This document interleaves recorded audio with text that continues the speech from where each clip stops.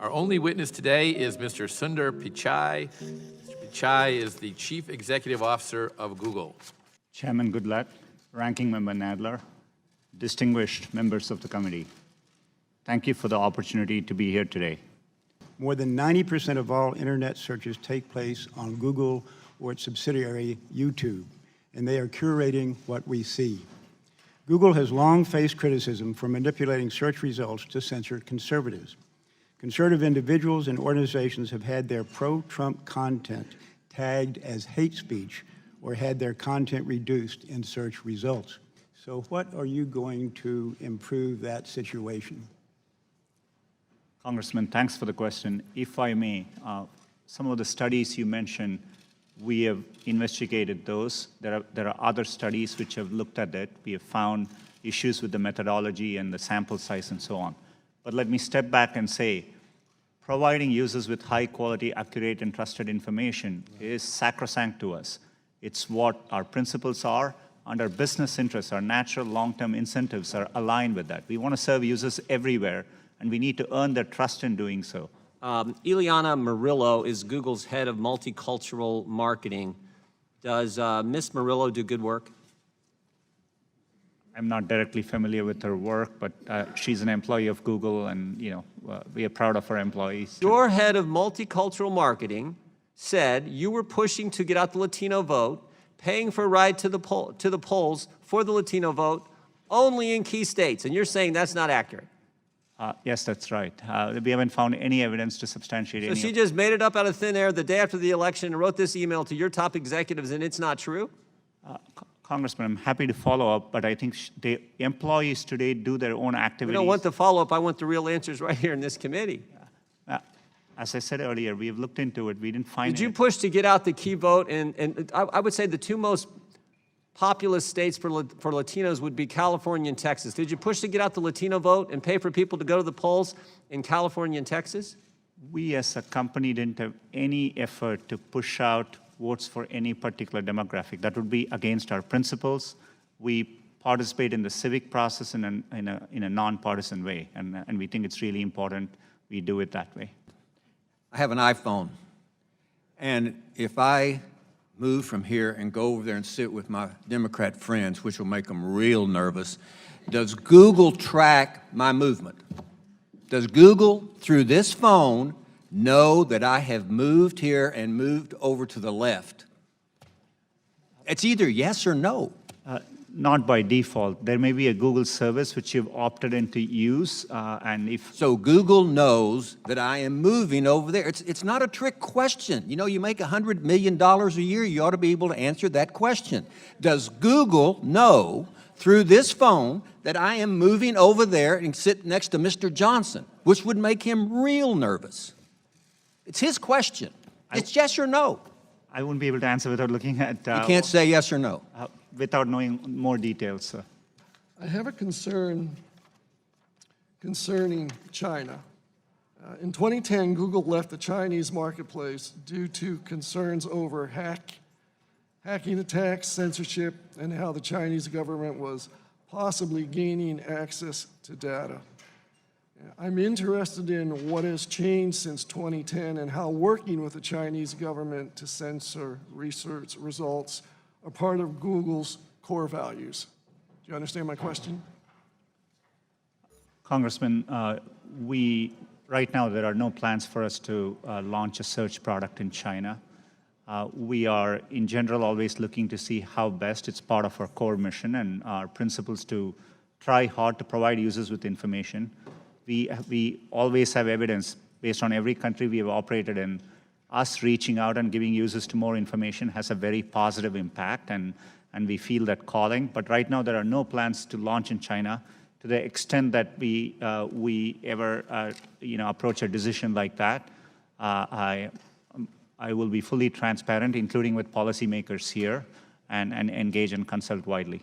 So anticipating what took place in 2016 happening again, and this is specifically regarding what Russia did to foment racial tensions in the United States, and wanting to know how you are responding to that, where they called for, fake protest either to get African Americans to turn out to protest something that was fake, or to have white supremacists be ginned up to attack communities of color. So specifically, what is Google doing to respond to that? We mainly saw, with respect to Russia, limited improper activity on our ad platforms. But in general, we are not a social networking company across the products we do. It's an area we haven't done well as a company.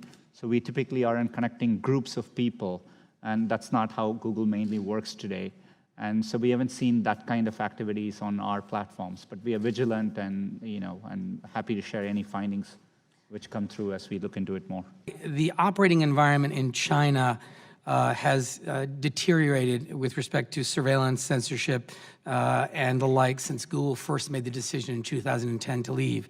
So I want to ask very specifically, are any employees currently having product meetings on this Chinese project?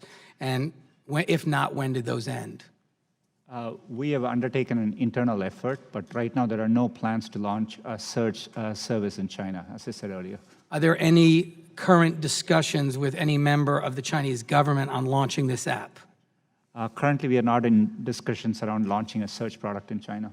Are there any current discussions with members of the Chinese government about this?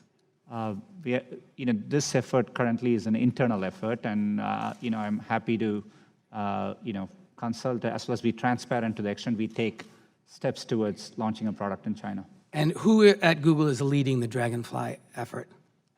It's our efforts around building search. It's undertaken by our search teams, but these are distributed efforts. It's a limited effort internally currently. Will you, Mr. Pichai, rule out launching a tool for surveillance and censorship in China while you are CEO of Google?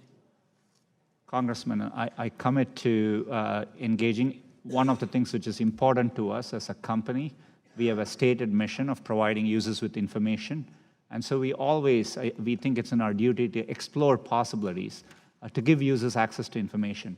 And, I have that commitment, but, as I said earlier on this, we'll be very thoughtful and we will engage widely as we make progress. This is now the fourth hearing in a series of ridiculous hearings on the free speech of internet companies. A significant portion of this hearing was a waste of time because the First Amendment protects private individuals and corporations' free speech rights. So I'm going to search for Congressman Steve King. I'm going to hit the News tab.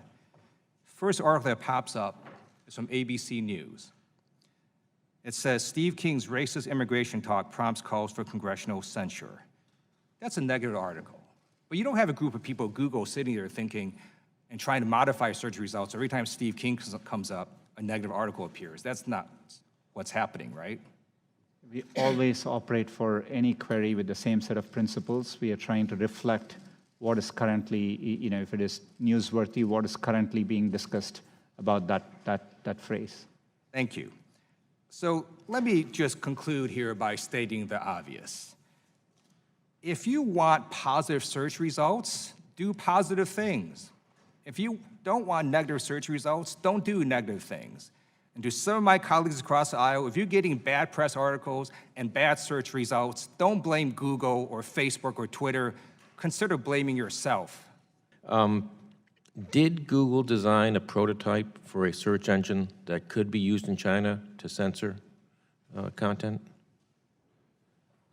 Congressman, we have undertaken an internal effort. Did you create a prototype? There was a report in The Intercept that says a prototype for the censored search engine was designed. We have developed and explored what search could look like if it were to be launched in a country like China, and that's what we explored. And how many months was that project ongoing? We've had the project underway for a while, and there have been other projects which we have undertaken for a while, and we have never launched them too. So we are constantly exploring. How many people were working on it? The estimates, the number of engineers on the project have varied over time. At one point, we have had over 100 people working on it, it's my understanding. Who makes the judgment calls regarding content moderation at Google? Chairman, it depends on the area. So for example, if it's YouTube, we have, very clear teams which are responsible for YouTube content policies and. They identified, is it possible for a customer to write to them and say, hey, here's a concern I have? We give clear channels for content creators to, to raise concerns back, and we have clear avenues, and we also have had people who are responsible for these platforms, including content moderation, appear here, and I think they've consulted widely here too. Thank you. Well, you've gone for about 3.5 hours, and it's about what we predicted, isn't it, yesterday when we talked? So we thank you very much for your participation today. This concludes today's hearing, and without objection, all members will have 5 legislative days to submit written questions for the witness or additional materials for the record. And with that, this hearing is adjourned.